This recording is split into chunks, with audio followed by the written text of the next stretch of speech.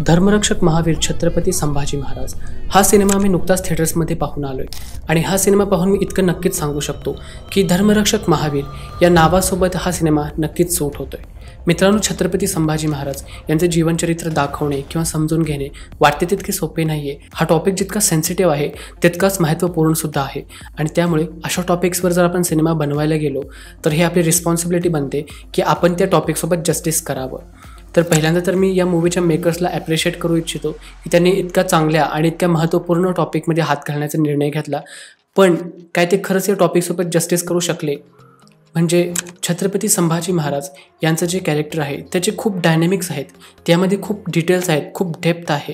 तर त्या डेप्थला समजून घेणे आणि आपल्या सर्वांसमोर ते प्रदर्शित करणे, दाखवणे आणि इतकेच नाही तर आपल्या सर्वांसोबत ती मूवी कुठेतरी कनेक्ट करणे, हे सगळे चॅलेंजेस तर मेकर्ससमोर होते, पण काय ते खरंच या चॅलेंजेसला पार करू शकले आहेत? काही मूवी खरंच इतकी चांगली आहे की या अगोदर बनलेल्या सर्व मूवींनाही मागे टाकून मराठी सिनेमामध्ये एक बेंचमार्क सेट करू शकेल?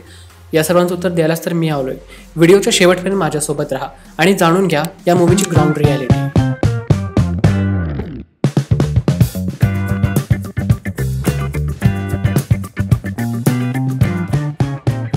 जर तुम्हाला माहीत नसेल तर मी सांगतो की या मूवीचे 2 पार्ट्स बनणार आहेत आणि आता जो थिएटर्समध्ये रिलीज झाला आहे तो याचा पहिला पार्ट आहे आणि हा पहिला पार्ट तब्बल 3 तास मोठा आहे आणि ही गोष्ट तितकीच सेन्स पण करते, कारण महाराजांचे जीवनचरित्र काही तासांमध्ये किंवा काही दिवसांमध्ये दाखवलं नाही जाऊ शकत। आपण जितका वेळ त्यामध्ये इन्व्हेस्ट करेल तितकं ते कमीच पडतं। पण जर एका मूवीच्या दृष्टिकोनाने बघितलं गेलं तर ही मूवी किती सफल राहते। जर ॲक्टिंगबद्दल बोलायला गेलं तर ठाकूर अनुप सिंग, अमृता खानविलकर सारखे चांगले कलाकार या मूवीमध्ये आहेत आणि कुठेतरी मला एक संशय होता, एक खेद होता की जे अनुप सिंग आहेत ते खरंच महाराजांच्या भूमिकेला साकारू शकतील का? पण मूवी बघताना हा संशय पूर्णपणे दूर झाला, कारण त्यांनी हा कॅरेक्टर ज्याप्रमाणे दाखवले आहे त्याप्रमाणे मला नाही वाटत की दुसरा कोणता कलाकार दाखवू शकेल।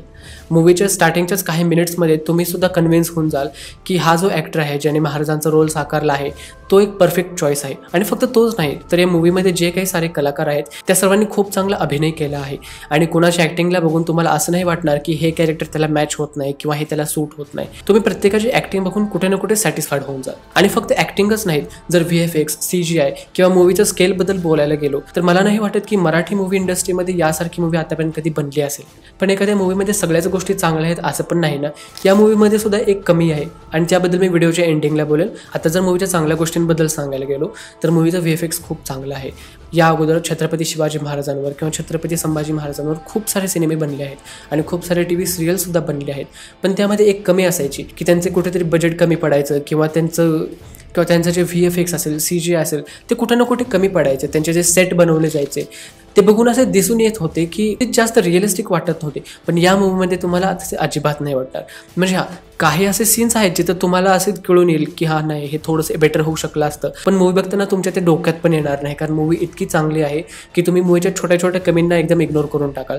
सो मूवीचं VFX खूप चांगलं आहे। महाराजांना जेव्हा तुम्ही लढताना बघाल अक्षरशः अंगावर गूजबम्स येतात। मूवीमध्ये दाखवलेलं ब्लड असू दे किंवा मूवीमध्ये दाखवलेले फाईट सिक्वेन्सेस असू दे, कुठे ना कुठे ते रिअलिस्टिक वाटतात आणि आपल्याला ते कन्व्हिन्स करतात।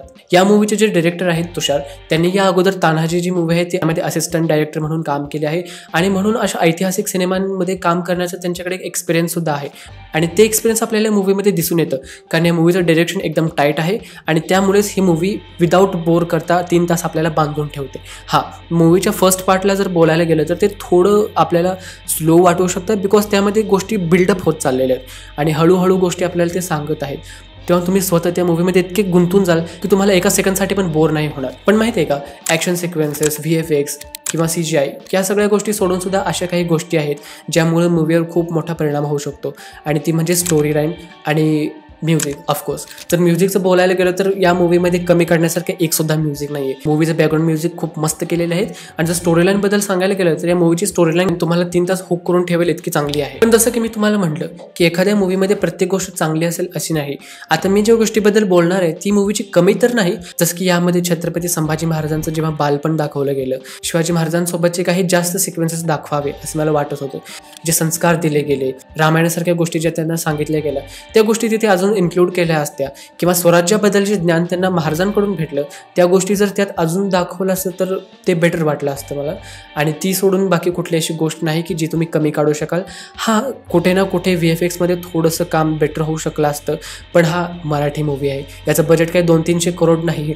इथं अक्षरशः 600 करोडमध्ये बनलेली मूवीसुद्धा माहीत आहे तुम्हाला त्याचं VFX कसं झालेलं, सांगायची गरज नाही मी कोणाबद्दल बोलतो आहे. तर ही मूवी तर जवळपास फक्त 20-30 करोडमध्येच बनलेली असावी आणि तरीसुद्धा इतकं उत्कृष्टपणाने या मूवीचं सादरीकरण केलं आहे. त्यामुळे खरंच ही एक अभिमानाची गोष्ट आहे आणि अशा सिनेमांना आपल्यालाच उचलून धरावे लागेल.